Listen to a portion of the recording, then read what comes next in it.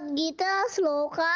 6 to 10. युधामन्युश्च विक्रान्तः उत्तमौजाश्च वीर्यवान् सौभद्रो द्रौपदेयाश्च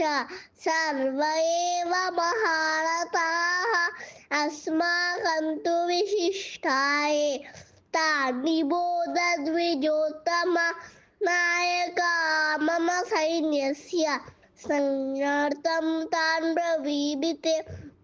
भवान् भीष्मश्च कर्णश्च कृपश्च समितिञ्जयः अश्वत्थामा विकर्णश्च सौमदत्तिस्तथैव च अन्ये च बहवः शूराः मदर्चे सप्तजीविताः नानाशस्त्रप्रहरणाः सर्वे युद्धविशारदाः अपर्याप्तं तदस्माकं बलं भीष्माभिरक्षितं पर्याप्तं त्विदमेतेषां बलं भीमाभिरक्षितम्